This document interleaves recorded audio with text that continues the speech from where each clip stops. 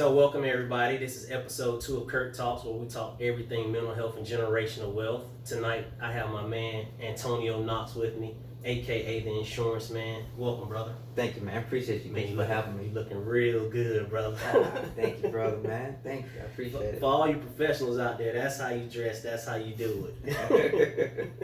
So tonight, we want to talk about something very, very important. Something I think is going to help a lot of people out.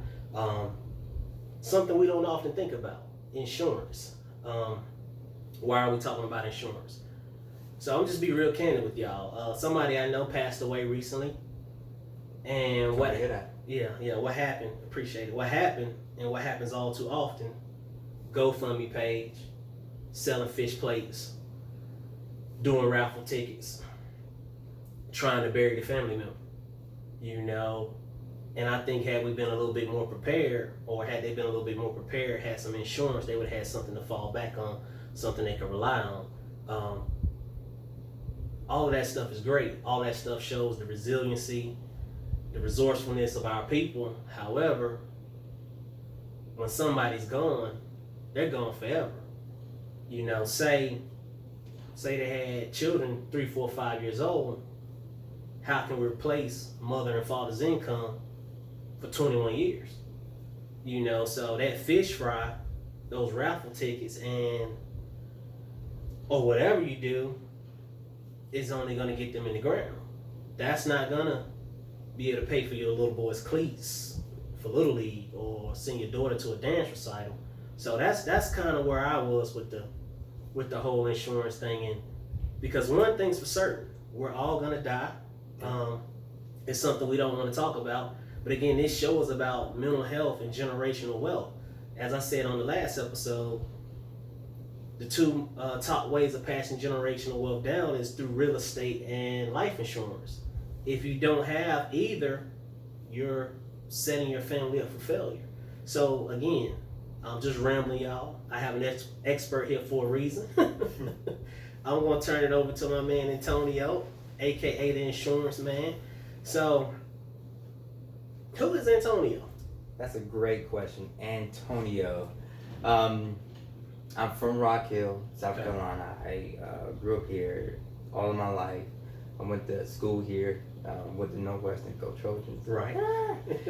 With Northwestern, I wrestled in high school, and fortunately enough for me, that I was good enough to get a scholarship. Okay. And so I went to college, which, quite frankly, I did not have plans to go to college, but it's probably one of the best things that happened to me, because it really shaped and molded me into the person that I am today. You know, just being in an environment and you know, experiencing different people, different cultures, just kind of exposed me to more outside of what I saw growing up.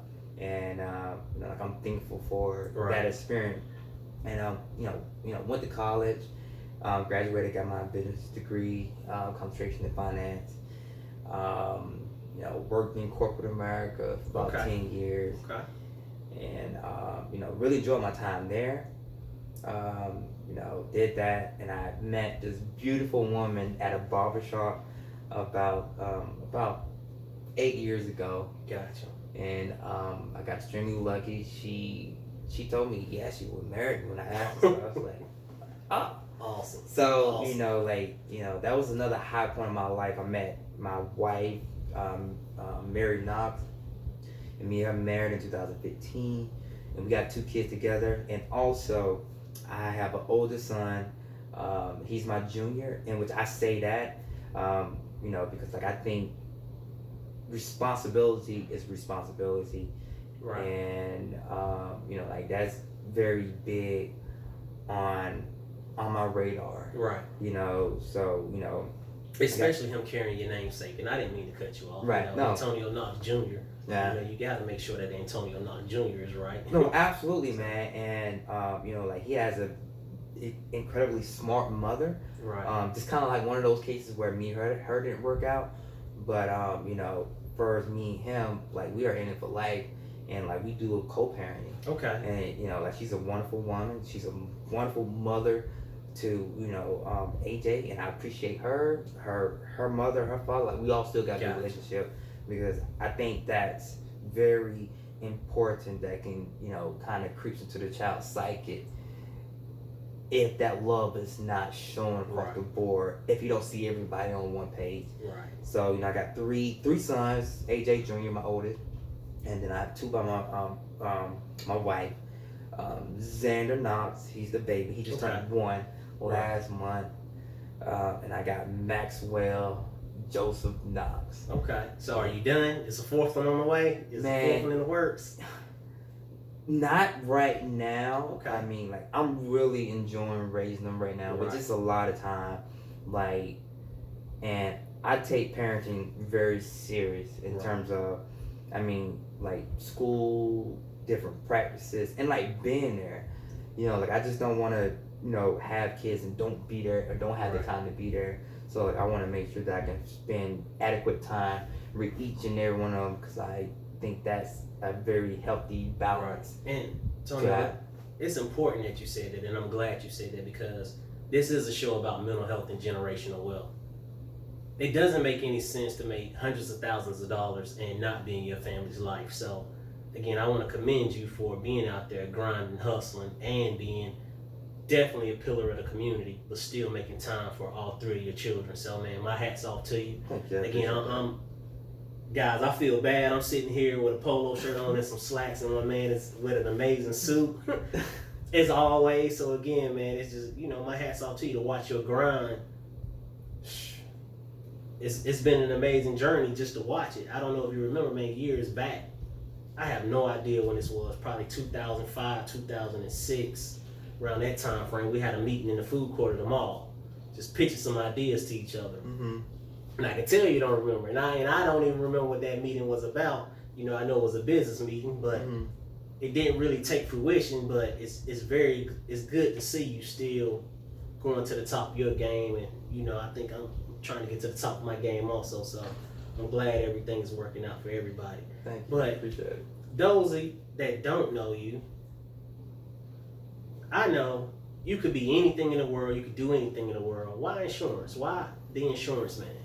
Well, insurance is one of those things that kind of just happened back in 2016. Well, exactly 2016 on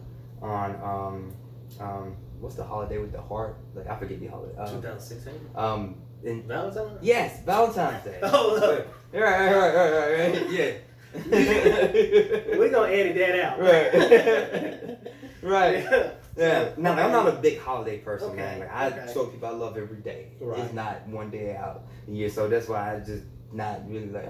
Yeah. But yes, on Valentine's Day 2016, in the middle of the night, my mother, she passed away. Oh wow.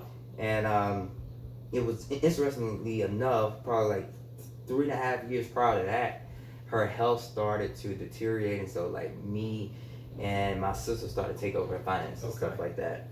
And it's one thing she always used to have, and I remember being a kid, because that's when, like the insurance agent would come to the house with a suitcase and collect the premium every month, which is now like prehistoric because we got technology, thank God. That we can serve more people and be more efficient.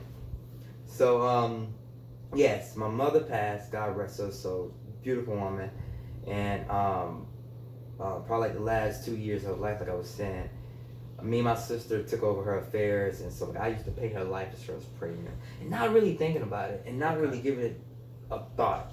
Just like, okay, this is a bill that, she thought that was important, so, like, we're gonna pay it. But, man, I can tell you, when it came time, when she transitioned, and, like, of course, you're going through all the emotions. Like, she's not here no more. And I don't think people really understand that transition until it happens. Right. Because I could have grown up with you all of my life. This lady, she fed me. She really was there for me, like, my whole life. And then all of a sudden, there's a point where she's not there. Right. So, like, you go through that grieving, in which different people grieve in different ways. And then, once you get done with that grieving, it's like, okay, right, funeral. And like, we live in a world Whereas, things cost. Exactly. Things cost. Things cost. And in terms of, there's different things out there to help you with that cost.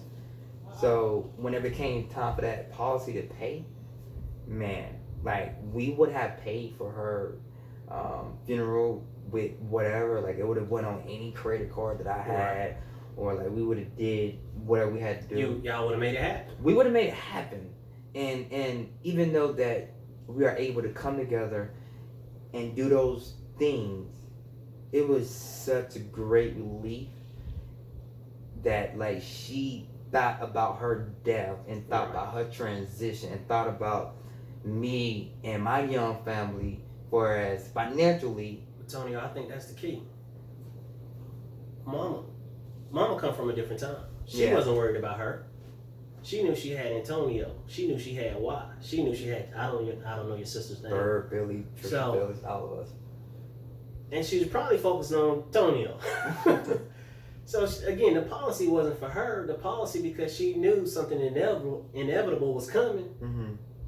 and she didn't want to put you guys in that bind. And that's kind of why I was wrestling. What should the next topic be? What should the next topic be? And I think it was more than fitting. Somebody passed and didn't have a resource that we all have access to, mm-hmm. but unfortunately, a lot of people in our community don't understand the gravity of the situation. So. Again, I think it was kind of perfect timing, and that's why I really wanted to jump into this and bring an expert on who can kind of walk us through this. Because you got what you guys don't know prior to filming, I was kind of talking about some experiences I had with somebody of a lighter skin tone, and I was a little apprehensive, I was a little scared, and it caused me not to get a policy that I knew that I'll ultimately need. So it's refreshing, and it's very refreshing to have somebody that I know, somebody that I can relate to break down something very important to me. So yeah, again, brother, I didn't mean to cut you off, but I know you're the insurance man. Antonio, you mentioned the guy coming to the house and you paying the premiums. I can only think of one other insurance agent that was a minority when I was coming up. And this is Midtown. This is for all the local people. Mm-hmm. When I was in Midtown, there was this heavyset dude in a burgundy Buick. Yeah. Used to come to the house every month, collect the premiums. Mm-hmm. Other than that, I didn't know any insurance agents. I didn't even know what insurance was, so kind of break that down. What is insurance? Kind of talk us through that, because there's some people watching the show and they don't even really have a good grasp of what insurance is. Mm-hmm. So Antonio, what is insurance? Insurance is whatever you want it to mean to you. Okay. It's a individual basis, meaning that insurance is put in place and to protect the things that you want protected, because you have the foresight to know that you're not going to be here forever. Okay. So if you got young kids and you foresee your kids going to college, right, and your income going to stop whenever you leave and transition, but that insurance policy is a great tool that can give from the grave and to allow your family to continue the lifestyle had you would have still been here. Okay. And not only the death benefit, like it's living benefit. It's insurance is so dynamic. And one thing that I love to do with people first is to educate them. Okay. On first why you need insurance. And this is not your grandma or your granddaddy insurance, because it has evolved. Okay. It has turned to a more efficient financial tool in terms of being able to serve the general public needs, because it is a need. Gotcha. In terms of, like I tell people, like think of it like this right here. It's kind of like insurance is like the most selfish thing you can do. Right. Most people have insurance on their cell phone. So it's all about priority. I mean, okay. No, it's all about priority in terms of what you see in value. Right. Me, like I said, I have a wife and 3 kids. I know my presence is extremely valuable. At the same time, I know my absence, if not more valuable, Exactly. because I'm not even here to do the things that I want to do, like touch on. But at least for them, I can, have something set up for them, for like financially. Of course, you can't bring me back, or what have you. But at least, my wife, she's not gonna worry about paying a mortgage. Right. So, like she's not gonna worry about college, or paying for college, Right. like for the kids, stuff like that. So ultimately, they'll still be able to live the lifestyle that they would have been able to live had you been here. Granted, Daddy's no longer here, but we can still afford to send our kids to any school they want to go to, or what have you. Even Christmas, still be able to buy your kid a gift. A lot of times when mom or dad does pass away, that paycheck is gone. Yeah. Life drastically changes in some situations when that paycheck is gone. Not to mention, if you're the sole breadwinner. If you're the sole breadwinner and you don't have insurance, that can put a family in dire straits. So, people, that's kind of why we're talking about insurance, because again, a lot of us don't understand the gravity of the situation. But I think that's for several different reasons. Tonio, why do you think we're, and I could be wrong, but why do you think we're underinsured as a community? Well, one thing that I have a knowledge, like we do in this particular country, we have a history. And, like I don't try to avoid certain things. Whereas, like the first black agent came along like the 50s. Right. And stuff like that. So, that is true, and things wasn't necessarily open up to us. Okay. In terms of access. Gotcha. And so when you have access, you don't have knowledge. And even though that is true,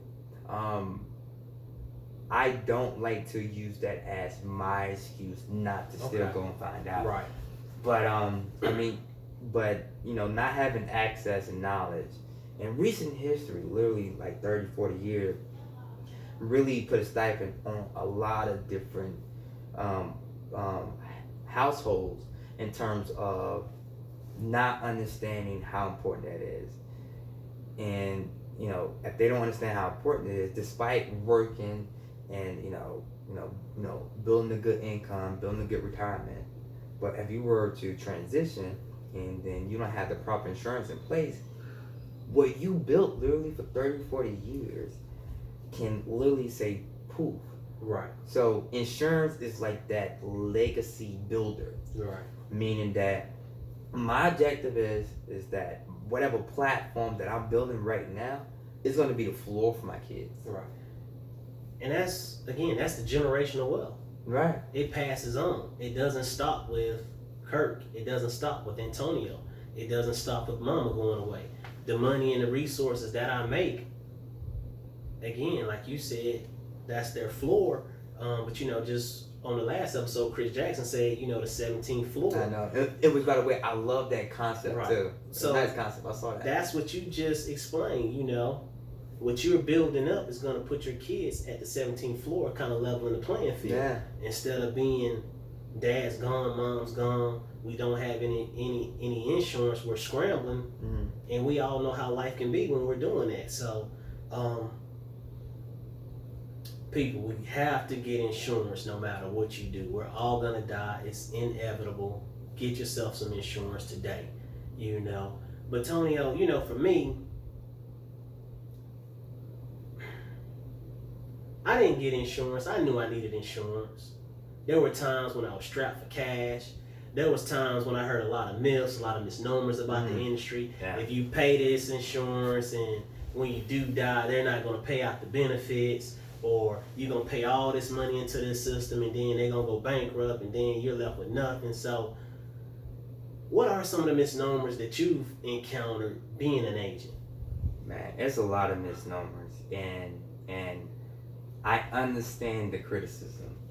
Like I said, with this country, we don't have the best of history. Gotcha. And so like I don't try to paint a pretty picture. Right. Like, well, no, I get it. But one thing how my mind works is, despite that, that's not gonna be my excuse. Exactly. And one thing about me, I like to think that, the glass is half full. So I'm really big on education and really big on just not even education, but being open enough to receive it. Right. Because like I think certain people are so closed because they have got secondhand information and that's all they know, and they really didn't put in the effort to empower themselves or to do the proper research, right, so that they can make an informed decision. And like I said, I place the onus no matter like everything I do. Like I take responsibility. If it's something that's going to affect me and my family, my wife, my kids, it's never in your hands. Right. It's never in this person's hands. It's never in my, like this corporation hands that I work with. It's always going to fall on me. Right. In terms of so I would do whatever necessary, and I will plan so that no matter how the income falls out, is that everybody going to be okay. Nobody's not going to slide back. I want to work my tail off to make sure this foundation is concrete and it's dry and it's ready to build up. I love that. But that's one of the things I love about you though, man. Like I can see the drive. I can see that you're going to do whatever it takes to get your family to the next level. But you said something very important. Education is key. I would say that the system was rigged. I just think they hid the knowledge from us. And you said something very important. You said the first minority agent was in the 50s. That's only 70 years. Yeah. So we've only had 70 years of access to something that we've known nothing about. And like now this is the information age. You can get any information you need. The onus is on you to get the information. And that's kind of why we formed this show, because it's a lot of little things. Like some of us are grinding 9 to 5 all day, every day, not getting to the next level. We've taught, go to school, get a good job, get an education, everything is going to work out. But all that does is to prepare you to be a good worker. You have to get out of the rat race. You have to get the knowledge. You have to learn the systems. You have to know how money works. Again, if you want to start your kids off at a level playing field, the 17th floor, C-Jack says. Yeah. Great concept. That's where Antonio wants his family. You have to get that education. You have to open up a book. It's all in a book. Yeah. They did a great job hiding it from us, putting it in books. But now we have the internet. We have look up anything instantly. Yeah. You got a computer in your back pocket. So I think it's everybody's job to educate themselves and take their family to the next level. That doesn't mean going to York Tech. That doesn't mean going to Winthrop. That doesn't mean going to USC. Whatever college you want. Mm-hmm. You can go to trade school, get you some education. You can take a course. You can take any course on the internet, get you some education. Just know that education doesn't simply have to be in the classroom. Mm-hmm. But insurance. Being a minority in that field, have you encountered any adversity or anything being, young, successful, black? Man, I think I'm such I'm so optimistic. Okay. Whereas I don't look at the downside. Like I think a lot of people are wired to look at the downside. So they doubt themselves, or they bring that negative energy in it because they have a self-fulfilling prophecy of how they think something's going to react. And if you have that self-fulfilling prophecy, it's probably more likely going to come true because that's what you want to come true. Right. So, man, I think for me, I have trained my outlook about life to only see the upside. Now, at the same time, I do consciously acknowledge the, the downside, and I see it, but I don't focus on it.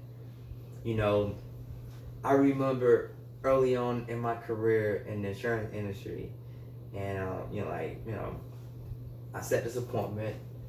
I'm in this rural town, and I'm driving up. It's a big sign that say, right. I think they added a word in, no trespassing. Gotcha. They meant it, Right. And I'm like, oh God, but. So by rural, I think he meant whites only. Well,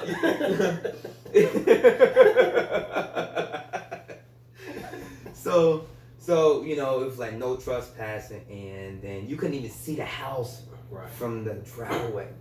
So I'm thinking like, maybe I should ping out to my wife my GPS. But right.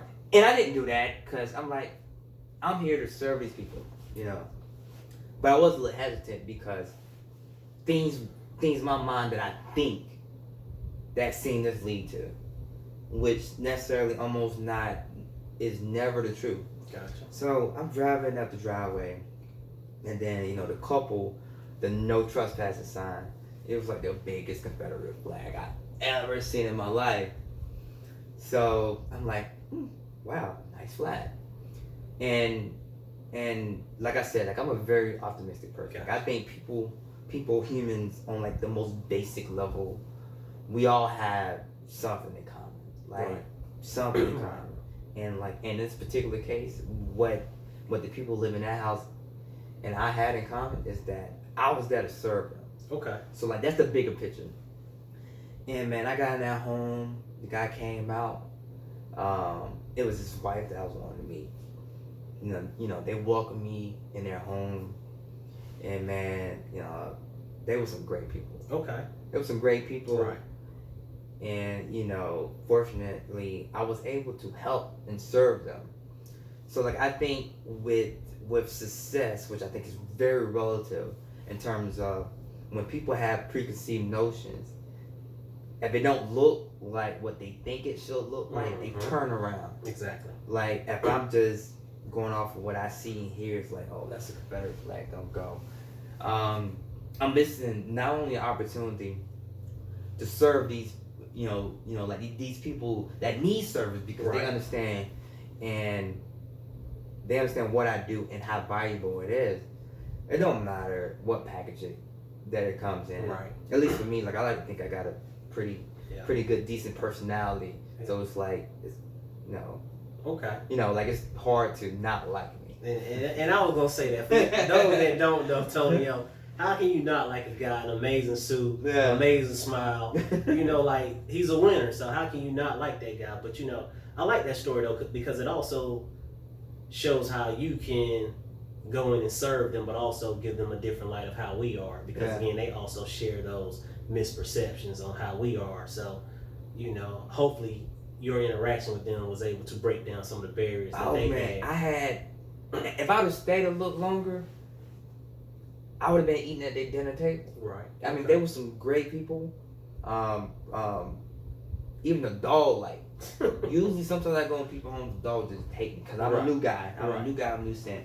But man, they were some wonderful people. Awesome. And I think a lot of times people get caught up in the worldly projections of like people because they see it. But like when you get on the basic human level and have those basic interaction one-on-one, man, it's totally not what it is. We all tick the same. Man, we all tick the same. And for me, I don't let that get in my way and me meet somebody that I could potentially help and that potentially we can become friends or business partners or whatever the case may be. Awesome. Because you're selling yourself short and you're not even giving yourself a chance if you think that, okay, other people I want to work with, people I want to serve is just only going to look like this or not look like that. It's like, how can you truly be in service if you don't want to just pour out serve? Exactly. You know what I mean? Exactly. I love that, man. Insurance policy. What makes a good insurance policy? Can you give us any tips, any hints, some insider ways that we could save some money? Because I know for me and a lot of people watching, it's hard enough paying the rent. It's a pandemic. We on a job. We're not making what we think we should be making. You know, we're strapped for cash. We know we need this insurance. We know it's inevitable, but we simply can't afford, or in our minds, we can't afford. We're thinking we can't afford this insurance policy. Like, what would you say to that person? You can't afford not to have it. Wow.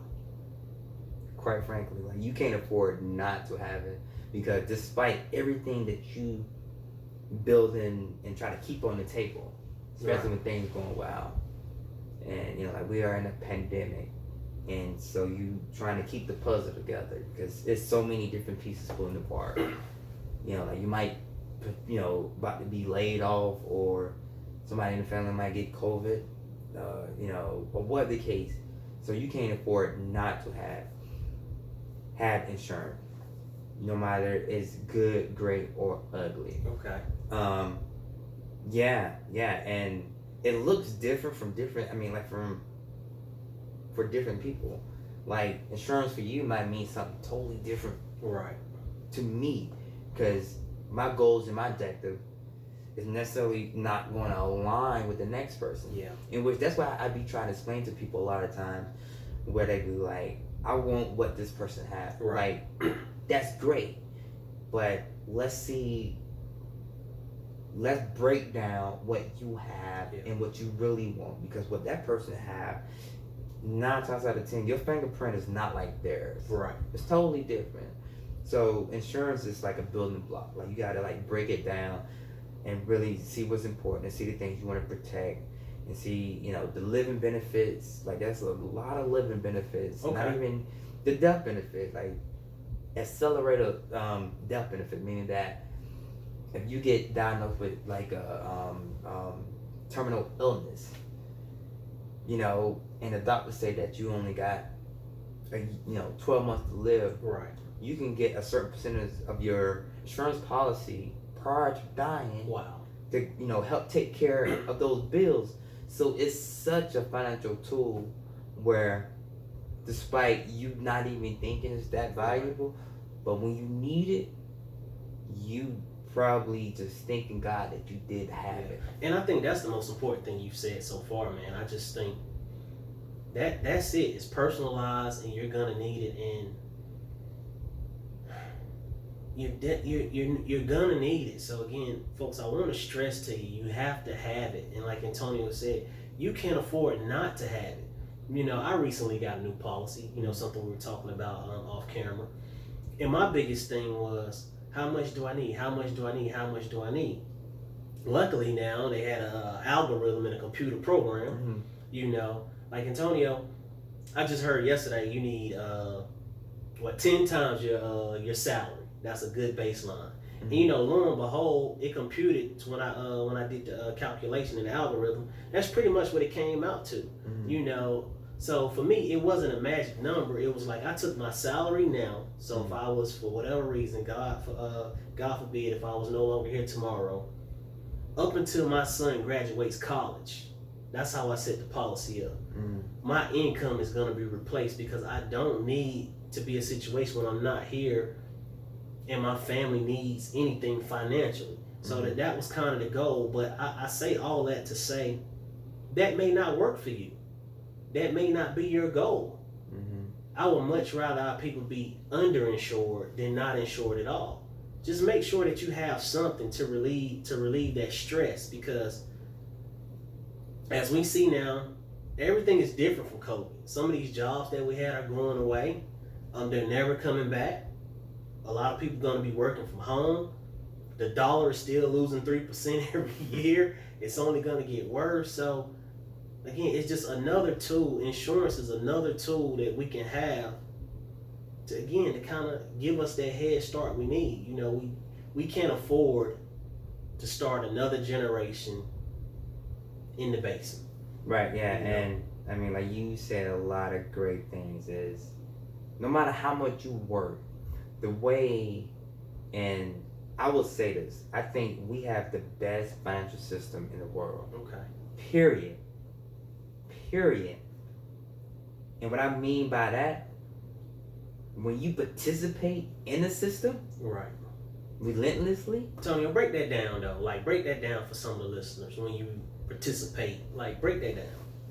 I mean, when you got some of the key nuggets that you need to protect yourself, your family from a risk aspect. Okay. Meaning that, okay, if you're not here, you got to protect you for that. That's called risk management. Okay. So like you got to look at yourself, your family like a business, and so you want to protect yourself. You have to participate in like a lot of different things. I mean, like I'm not here to promote one thing over another, but you got to participate and take risk. Risk is rewarded. Like if it's something too good to be true, if somebody sending you a message saying that send me $800, I'm gonna turn it to $800. You can just send me 40, and they not even gonna give you like if it's anything too good to be true, it's not true. Right. This system has been tested. It has been like really taken through the ringer, and as long as you participate in the system, right, over and over, you will win eventually. Like you won't lose. Right. You won't lose. Like granted, it might be some downturn. Gotcha. But over the course of years, you will win as long as you set up a strategy and as long as you take care of the bases and then just understanding your key players, your key instruments that you need in place. Right. Because like I think a lot of people, I think coming from like the generation prior to us, was geared towards pushing us to go to college. Because I have nothing against college. Right. And like work. In which, that's a great concept, but it's only a part of the puzzle. Right. And like just like financial literacy, it's so much stuff you need to protect that work. There's so much stuff you need to protect that income. There's so much stuff you need to protect that home, that whenever you finally get that job making $100,000, that's not the end. Like, like that's not like you get the gold medal. That's when it really, the rubber meets the road. Because one thing I can tell you about what's good that you got, it's going to make you work for it to continue to have it. Awesome. And that was a lot of knowledge you just dropped there, man. But I wanted to kind of piggyback on something you said. Going to college and working. Kind of another premise what the show is based on is stop trading time for dollars. It's not enough hours. It's not enough hours in the day. Right. So you can go to your 9 to 5. You can pick up this overtime. But we got to get to a point where we have our multiple streams of income. When we're making money, when we're asleep. That's the only way you can again get out of the rat race. That's Robert Kiyosaki's term. But I love that term. Because there were times where I was working hard. I was the first one there and I was the last one out. But yet at the end of the month or at the end of the year, I was barely making ends meet. So again, I had to, what am I missing? There's not enough hours in the day for you to be trading dollars for time. And it's really simple. It's so simple, it goes over a lot of people's heads. It's in which I think that we all arrive at what we need to arrive at when we need to arrive at. I love that. So it's not me telling this 23-year-old I know better because I'm 36. Do it this way right here. No. I'm really a big believer in whatever experiences you are going through or have to go through. I'm not saying that you predestined, that you got to go through turmoil in order to get to the other side. But when you get there and when you start understanding and just really look at it, I think a lot of times we psych ourselves out and overcomplicate it. Right. And overcomplicate it. Now, at 36 years of age, my expenses are extremely low. Gotcha. Like my expenses for things, I don't care for, and that's just me personally. Right. In terms of if it's not important to my family, I buy a book before I buy a pair or shoes and stuff like that. Tony, I'm buying books before I buy anything. Right, yeah. So like I'm more on knowledge because that book I can read it 10 times and get 10 different versions and be like, I'm gonna implement this and can go out here and monetize that through a book. Like that's powerful. And that's the key what you kind of said. It doesn't make any sense to buy all these books and just to have the knowledge. You have to implement what's in the books. Right. But fam, it was maybe a year or so ago, 2 years ago, kind of piggybacking off what you were saying. You wrote a post about not being able to afford something, and at this time, you've always been doing well. Mm-hmm. And you were saying how it's not a priority to you, you're going to drive the same car or whatever it was. But I was just so taken aback. I was just so like, wow, here is a guy who I know who's winning, who can go out there and drive anything that he wants to drive. But because he's grounded and he knows he going to sacrifice now to win later, he's not going out to get that fancy car. I was like, that's a guy who I need to be around. Man. So I can't remember the exact post, but I remember reading that post and was like, Tonio got it down pat. Man. Well, like that's saying a lot. I understand a whole lot in terms of like just simple. I like to think I got it all down pat most of the time. But in the honesty, I think you have to be open. Right. You have to be open and allow things to flow in. And I think one fortunate thing for me, I got some great mentors. Oh my God. So Tonio, I was just about to ask you about your mentors. And again, this is because I know you. I see you around Wood. Mm-hmm. Oh yeah. That's Hollywood. Yeah. Is Wood one of your mentors? Man, absolutely. Wood was the original OG mentor. In turn, I met Wood, aka Earl, Hunter, aka Black Folks Camp 2. Right. Back when I was like 14, man. And like how you meet people that they have a vision.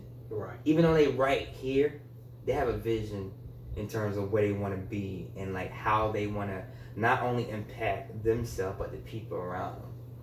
And man, just knowing that guy since I've been 14 to 15, I have seen him do nothing but positive stuff, and not in a way where it's like forcing it. Right. Because it's something he always tell me, and now as a maturer adult, I get it.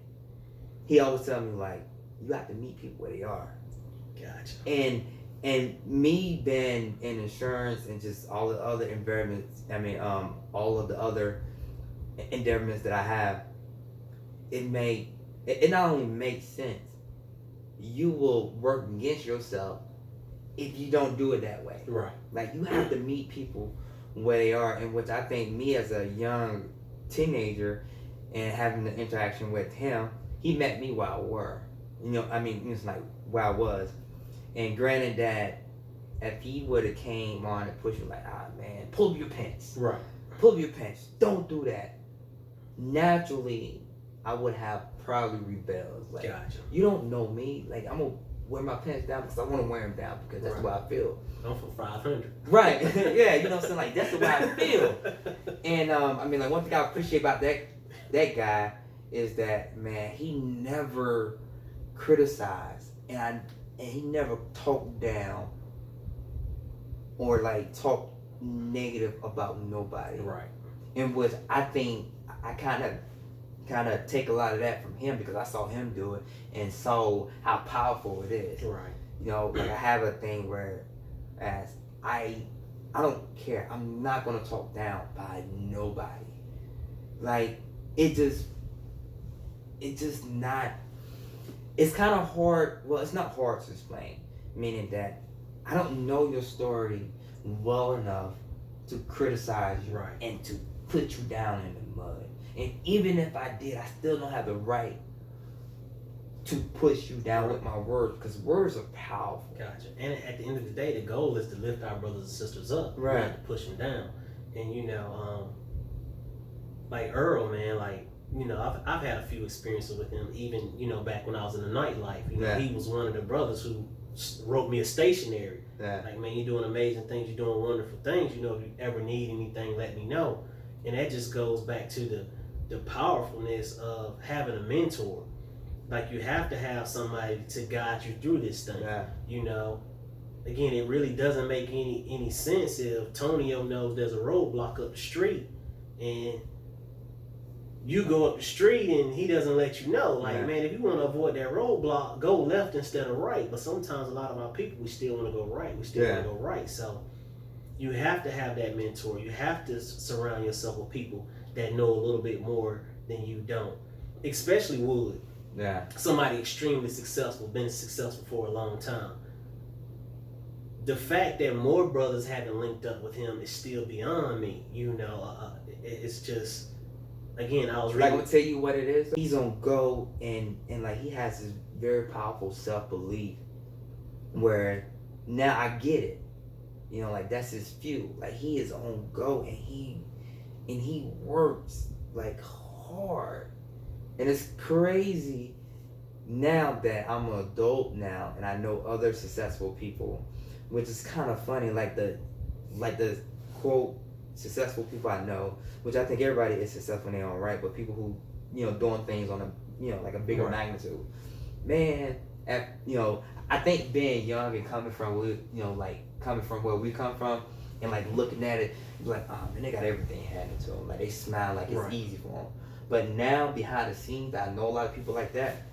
Dude, they would outwork, they would outthink, they would out-strategize an army of people. Right.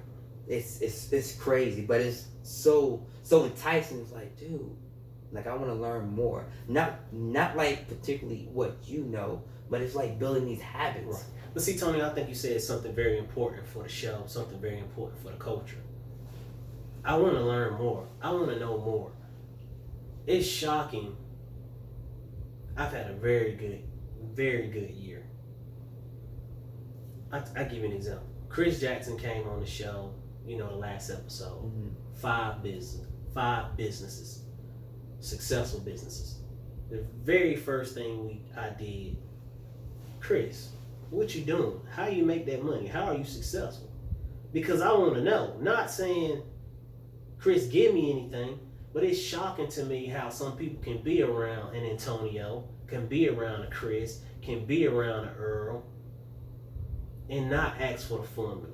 Not say, hey, brother, do you have anything that can help me out? Hey, brother, how can I get to that next level? I think we do a very bad job of sitting in the room around greatness and not asking them, how did they become great? Again, another thing about this show, the reason why I bring Antonio on, again, because one of my good brothers, he's an insurance agent. I bring Antonio on. I bring Chris on. I'm going to bring other local people that are successful because I want the community to know it's okay to follow that guy in Atlanta. It's okay to follow that guy up in New York. It's okay to follow that person in California. But you have some amazing talents, some amazing professionals in your own community that you can reach out and touch, that you see at the Starbucks every day, that you see at the Harris Teeter, the Walmart, the Target. But a lot of people just, oh, I know Tonio when he was 14, he 500 block. He can't tell me anything. Well, that was 17 years ago. Tonio's changed. Tonio went off to school. Tonio's married with 3 kids. He's married. He's educated himself over and over and over again. And he's at the top of his game, but because you knew Tonio when he was 15, Tonio can't teach me anything.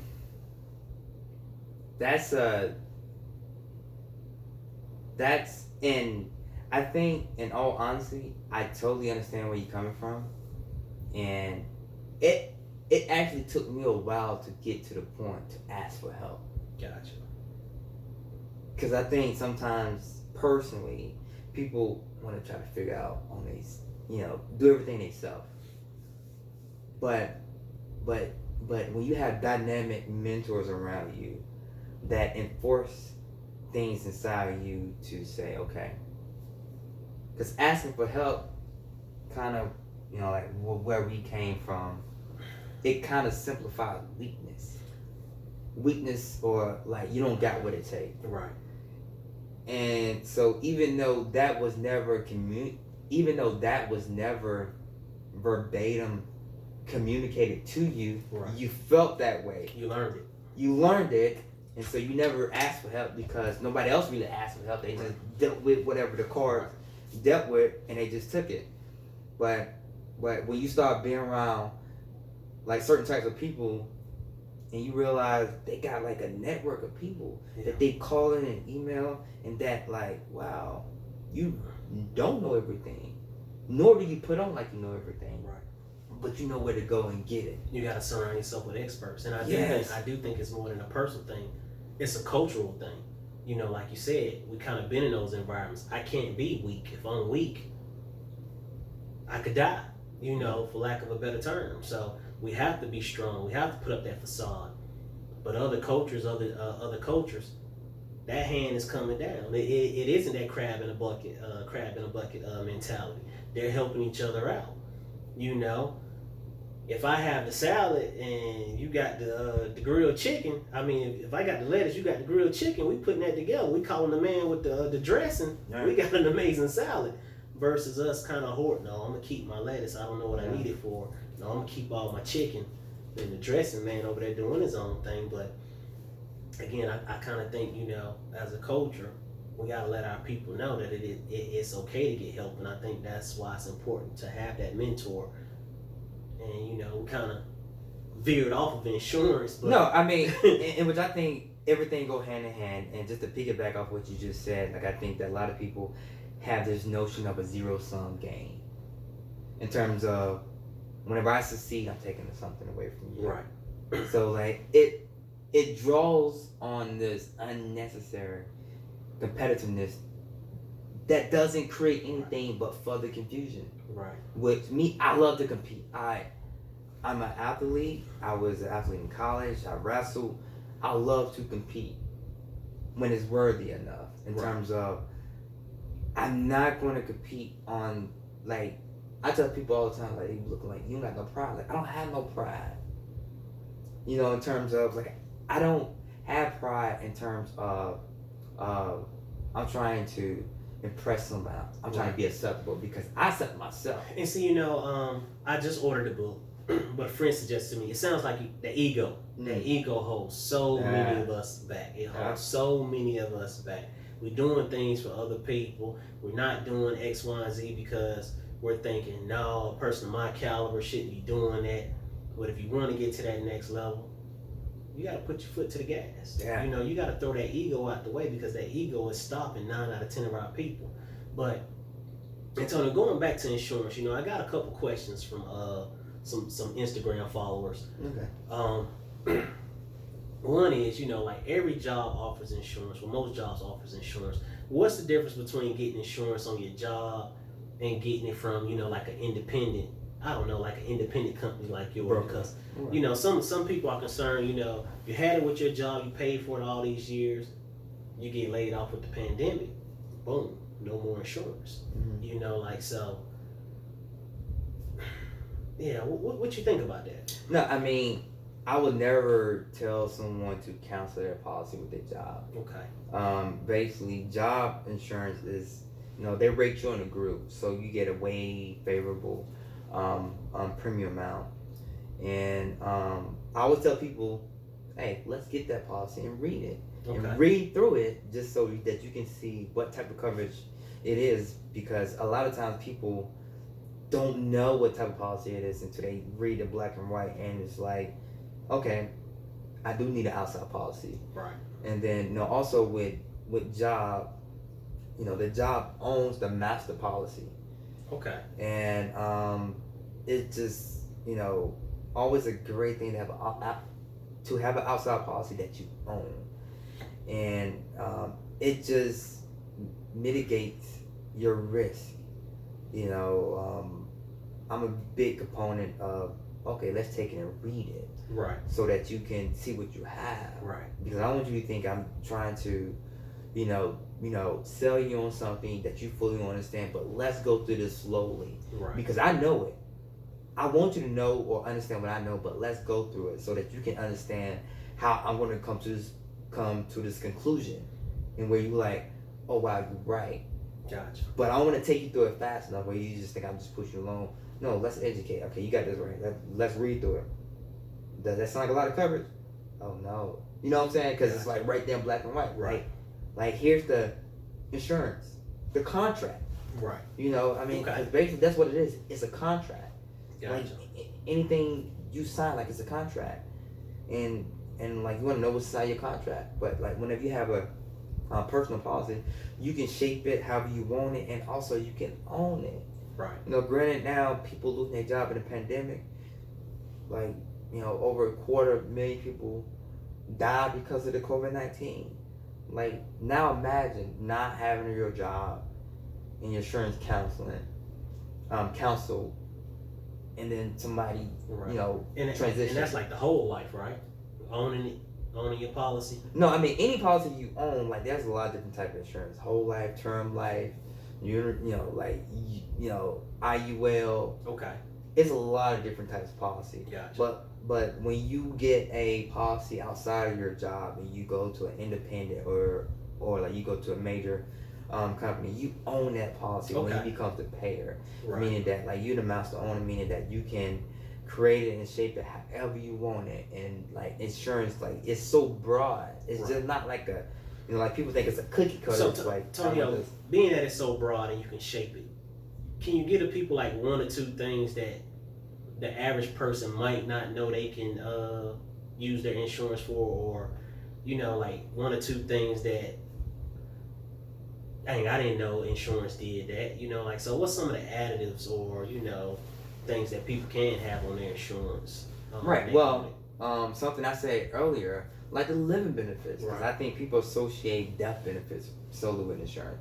But the living benefits, I mean, like it's this rider called like the accelerator death benefit. Okay. Like I was telling you, like you can literally go inside your policy if you've been diagnosed with some type of terminal illness, and like you got a $500,000 policy, you can take a good chunk of that to pay medical bills.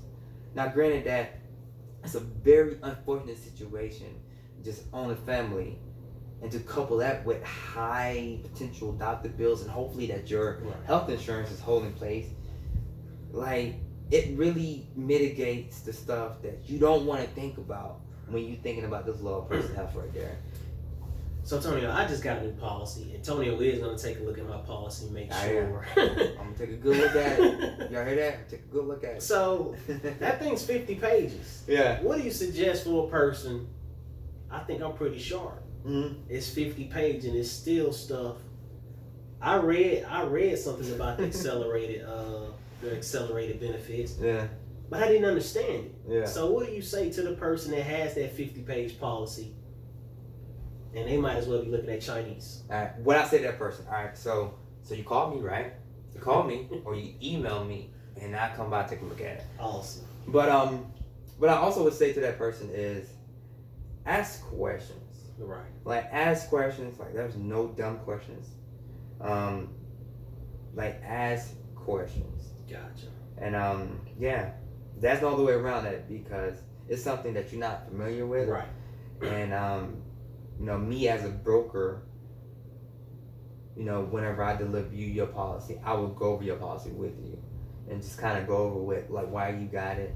Right. And just kind of let you know how important it is, put it in a safe place, your safe deposit box, and stuff like that, which is kind of funny, something that we was talking about earlier, where it's like openly have this conversation with your family around the table. Because like I think when we was growing up, grandparents, mom, dad paid it and kind of kept the kids to the side, where it's like now these kids are older and don't know anything about insurance because they never was brought in on a conversation from that perspective. I'm glad you said that.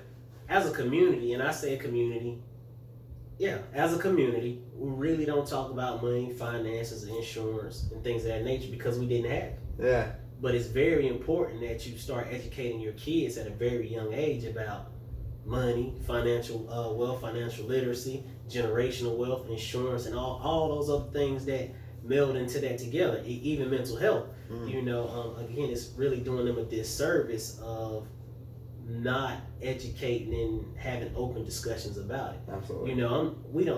I don't talk about money because I'm bragging. I talk about money because I want to know what Tonio knows about money that I don't know. I mean, like, you tell me that the stock is about to go up because you did some type of research. Right. Let me know. Exactly. Let me know. So again, it's all about the sharing the information and educating one another so we can pull each other up. But Tony, I have one more insurance question. Like, what about those older viewers, 50s, 60s? I'm too old for insurance. What do you think about that kind of question? You never too old for insurance, and there's something out there for everybody. Okay. I mean, like, what I do, I'm a broker, meaning that, in its simplest form, meaning that I represent a lot of different carriers. And the reason why I went that route, because I really want to put the customer first and make sure I find something that's appropriate for the customer. Because different carriers have different threshold when it comes to measuring that risk in terms of making a premium, or it comes to terms measuring some type of disease that you may have. Gotcha. So different carriers have different criteria. Some may be more stringent on diabetes. Some might be less stringent on you being a smoker. Some might accept you if you got elevated levels of something in your blood. Okay. So, and that's what people don't understand. Right. And it's good to know that, because I never knew that. Yeah, because it's not one company and then like this big pamphlet that everybody have, and they say, okay, these are the only rules we have.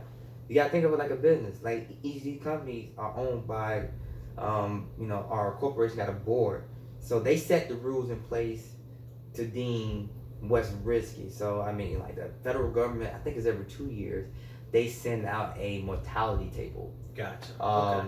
In terms of like life expectancy, and so they use that to also include in a calculation with calculating life expectancy, because that's what insurance is geared off of. Right. And also annuities too as well, for like your life expectancy and stuff like that. So they use that, and some people have proprietary stuff. So it's very competitive. Okay. Which is a great thing, which is a lot of information. But with a lot of information, that means that it's more opportunity for me to create a case specifically for you. Wow. And not shackle because it's not enough information out there. Gotcha. Now it's up to me to be educated, to put you in a plan that's going to position you and your family in the best position possible moving forward in the future. Wow. Okay. So, Tonio, is there anything that you think I overlooked or that I should have asked you that the people need to know about insurance? Like, what's a nugget you can really drop on that I missed because I'm not an insurance guy? Right. If you don't have insurance, and I'm not just only saying this because I am in the industry, I'm saying this because I have seen how not having insurance has affected people's family, in a very bad way. And I mean, like, you necessarily don't have to come to me. I mean, it's a lot of people out there. But you should go to him. Yeah. Because he's respectable, he's a winner, and he's not going to cheat you. So, yeah, if you're still upset with him because he stole your girlfriend in 6th grade, he's married now, 3 beautiful children, and he's winning. So, go to Antonio and get your insurance.